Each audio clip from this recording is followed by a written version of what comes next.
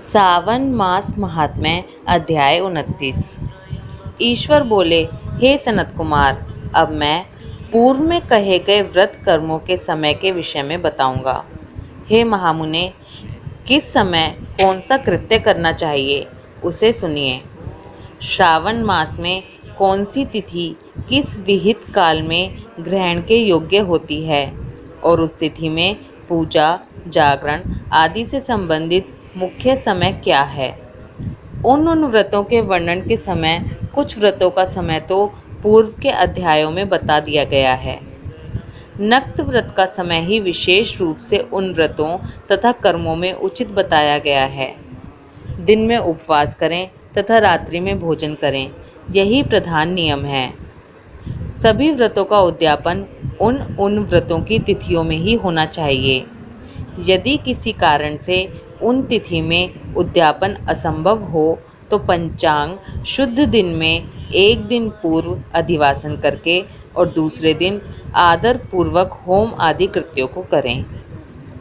धारण पारण व्रत में तिथि का घटना व बढ़ना कारण नहीं है। सावन मास के शुक्ल पक्ष की प्रतिपदा तिथि में संकल्प करके उपवास करें, पुनः दूसरे दिन पारण करें, इसके बाद दूसरे दिन उपवास करें। इसी क्रम से करते रहें।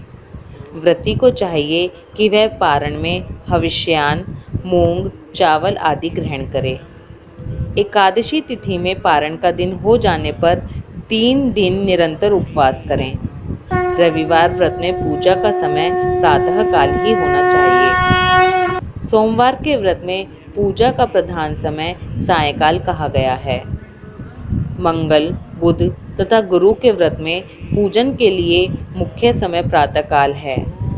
शुक्रवार के व्रत में पूजन उषा काल से लेकर सूर्य उदय के पूर्व तक हो जाना चाहिए तथा रात्रि में जागरण करना चाहिए।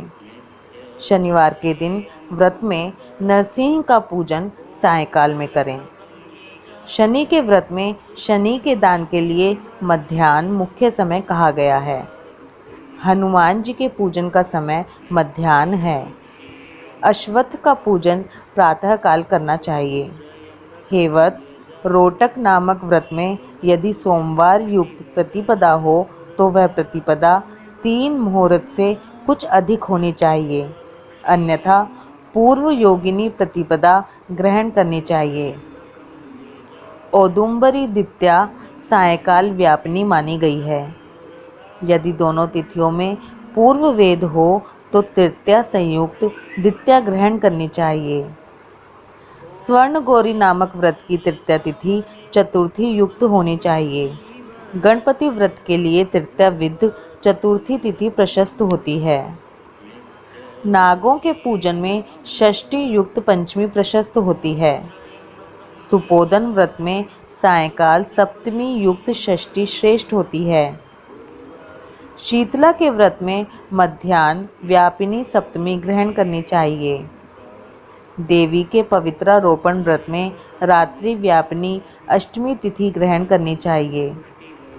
नक्त व्यापिनी कुमारी नवमी प्रशस्त मानी जाती है।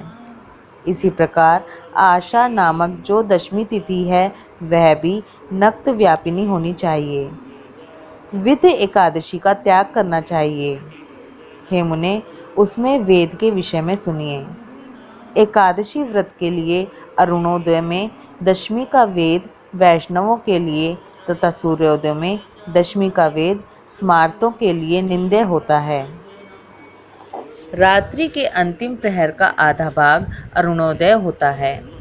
इसी रीति से जो द्वादशी हो वह पवित्रारोपण में ग्राह्य है। कामदेव के व्रत में त्रयोदशी तिथि रात्रि व्यापिनी होनी चाहिए।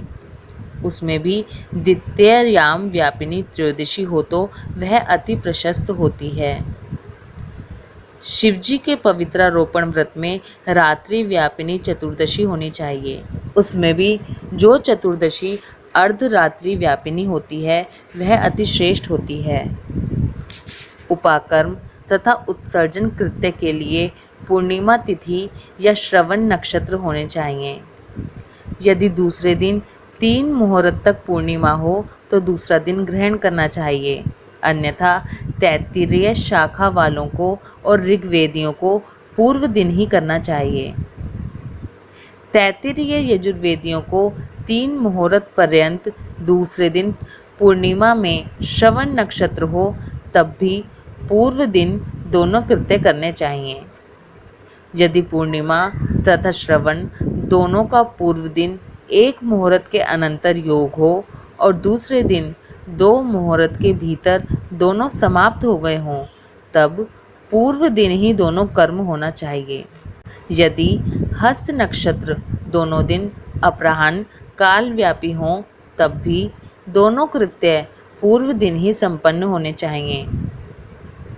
श्रवण कर्म में उपाकर्म प्रयोग के अंत में दीपक का काल माना गया है और सर्व बलि के लिए भी वही काल बताया गया है।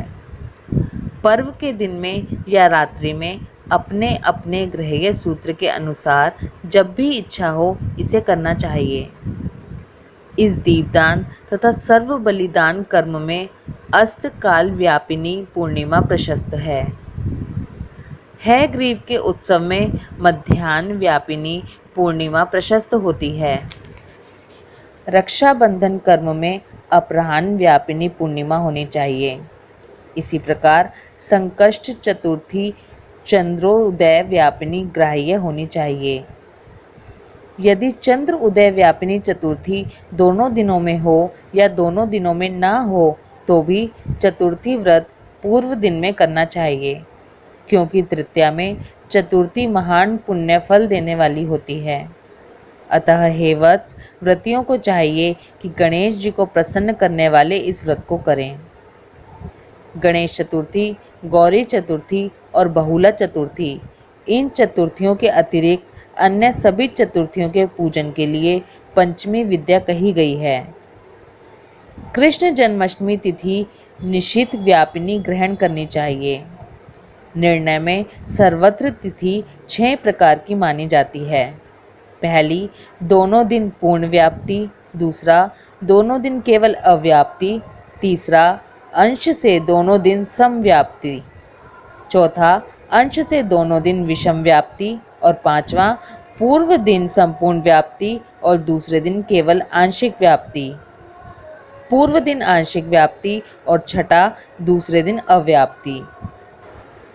इन पक्षों में 3 पक्षों में जिस प्रकार संदेह नहीं है उसे अब सुनिए। विषम व्याप्ति में अंश व्याप्ति से अधिक व्याप्ति उत्तम होती है। एक दिन तिथि पूर्णा है, वहीं तिथि दूसरे दिन अपूर्णा कही जाती है। अव्याप्ति तथा अंश से व्याप्ति, इनमें अंश व्याप्ति उत्तम होती है और जब अंश व्याप्ति पूर्ण हो तब जब अंश से सम हो वहाँ संदेह होता है और उसके निर्णय में भेद होता है। कहीं युग्म वाक्य से वार व नक्षत्र के योग से, कहीं प्रधान उदय योग से और कहीं पारण योग से। जन्माष्टमी व्रत में संदेह होने पर तीनों पक्षों में पराग्राह्य होती है। यदि अष्टमी 3 प्रहर के भीतर ही समाप्त हुई हो तो अष्टमी के अंत में पारण हो जाना चाहिए और उसके बाद यदि अष्टमी उषा काल में समाप्त होती हो तो पारण उसी समय करना चाहिए। पिठोर नामक व्रत में मध्याह्न व्यापिनी अमावस्या शुभ होती है और वृषभों के पूजन में सायंकाल व्यापिनी अमावस्या शुभ होती है। कुशों के संचय में संगव काल यह दिन के 5 भागों में से दूसरा भाग होता है। व्यापिनी अमावस्या शुभ कही गई है। सूर्य के कर्क संक्रमण में 30 घड़ी पूर्व का काल पुण्य में मानते हैं। अगस्त्य के अर्धे का काल तो व्रत वर्णन में ही कह दिया गया है। हे वत्स, मैंने आपसे यह कर्मों के काल का निर्णय कह दिया। जो मनुष्य इस अध्याय को सुनता है या इसका पाठ करता है वह श्रावण मास में किए गए सभी व्रतों का फल प्राप्त करता है। इस प्रकार श्री स्कंद पुराण के अंतर्गत ईश्वर सनत कुमार संवाद में श्रावण मास महात्म्य में व्रत निर्णय काल निर्णय कथन नामक 29वां अध्याय पूर्ण हुआ। हर हर महादेव।